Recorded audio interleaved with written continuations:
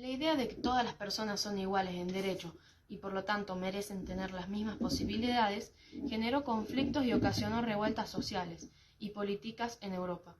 Las revoluciones impulsadas fueron dadamente por la burguesía, hicieron sucumbir la monarquía absolutista como forma de gobierno. Luego, además, se aprobaron leyes y documentos que reconocieron algunos derechos.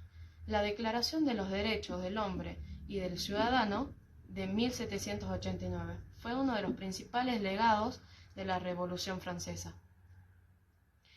La expresión derechos humanos, el reconocimiento de estos derechos y la conformación de instituciones vinculadas a ellos recién concretaron a mediados del siglo XX, con el fin de evitar que se repitiesen las atrocidades cometidas por el fascismo y el nazismo durante la Segunda Guerra Mundial.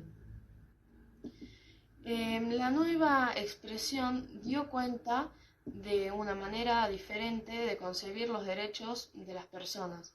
Los derechos humanos son universales, abarcan a toda la humanidad, todos los tenemos, simplemente por ser humanos, sin distinción de origen, religión, sexo ni edad. Además, afirman la dignidad de las personas frente a los estados. El eje de los derechos humanos es la vida entendida como la síntesis de lo físico y lo psíquico, en el marco de la vida social. El derecho a la integridad física y el derecho a la subsistencia hacen referencia a lo físico, y la libertad de expresión, de credo y de educación corresponde al ámbito de lo psíquico. Mientras que el derecho a participar en la cultura y asociarse con otras para desarrollar una actividad política al aspecto social, social.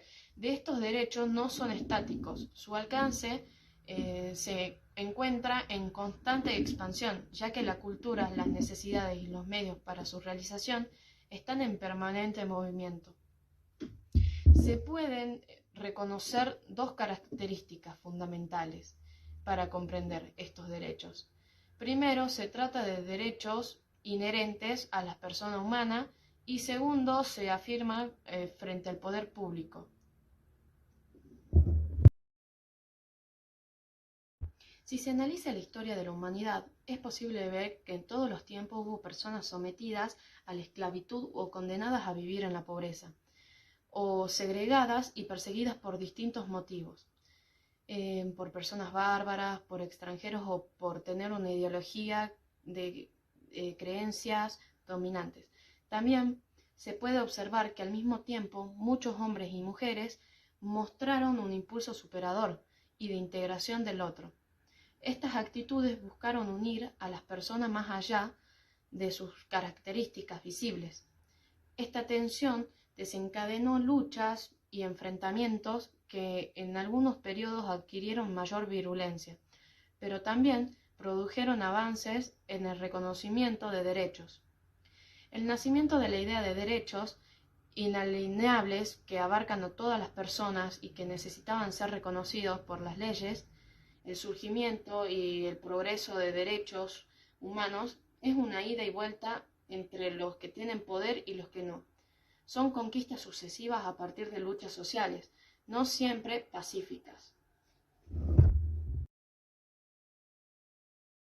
Cuando se evidenciaron las terribles consecuencias de la Segunda Guerra Mundial, la comunidad internacional se comprometió a evitar que se perjudicara nuevamente un conflicto de nueva envergadura y de la humanidad sufriera daños tan graves.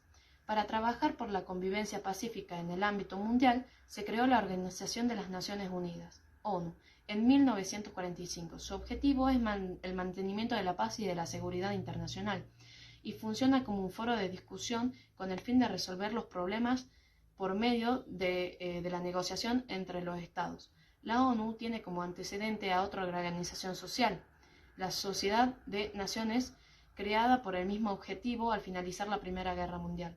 La diferencia radica en que la Sociedad de las Naciones estaba integrada solo por los países vencedores en el conflicto bélico. La falta de representatividad dificultó el diálogo y la crisis alemana en el periodo de entreguerras no pudo ser resuelta. Por eso, ya desde antes de que terminara la Segunda Guerra, algunos planeaban la necesidad de crear una nueva organización, pero con la representación de todos los estados participantes, y no participantes del conflicto, vencedores y vencidos. Este fue el criterio que predominó cuando se conformó la ONU.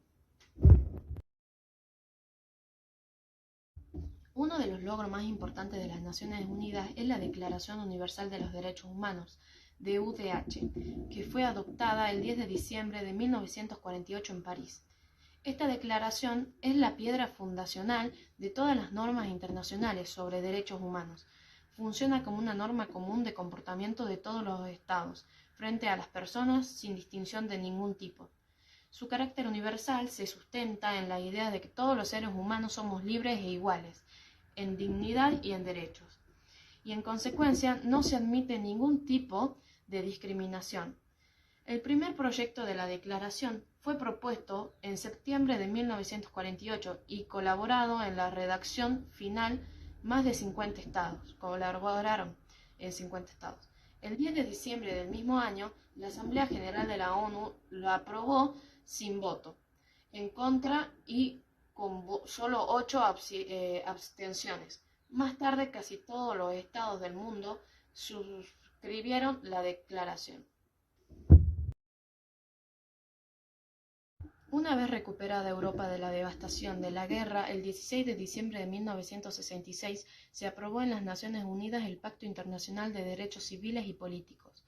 Todos los Estados miembros, al ratificarlo, asumieron la obligación de respetar los derechos enmarcados en el pacto, en su territorio bajo su jurisdicción.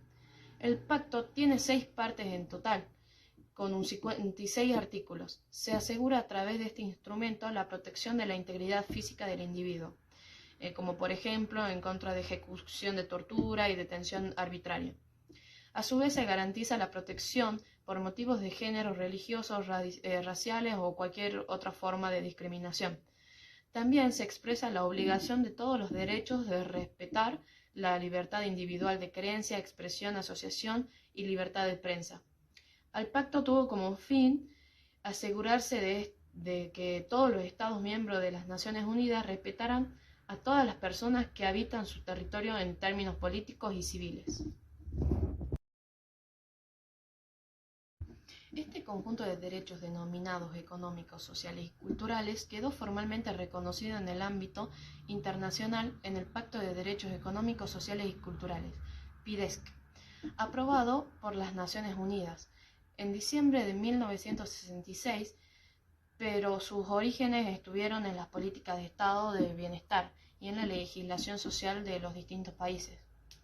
Estos derechos, a diferencia de los políticos y civiles, tienen por objetivo garantizar el bienestar económico, la educación, el acceso al trabajo y a la cultura en términos adecuados a la digna humana, y que para las personas puedan ejercerlos, los estados deben generar políticas sociales dirigidas al conjunto de población.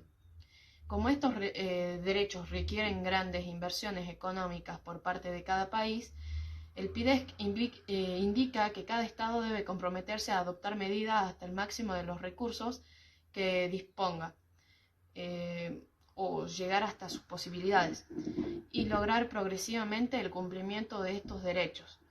El derecho a un medio ambiente sano es una extensión natural de los derechos de la vida a la salud y ya estaban consagrados en un derecho internacional. Esta prerrogativa abarca y amplía el derecho a una calidad de vida saludable que garantiza el bienestar físico y mental.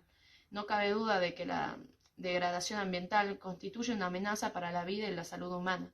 Lo que se busca es que las sociedades establezcan una relación con el ambiente, al realizar actividades producidas en los asentamientos, la basura, etc., que entiendan no solo a la conservación, sino también al mejoramiento paulatino.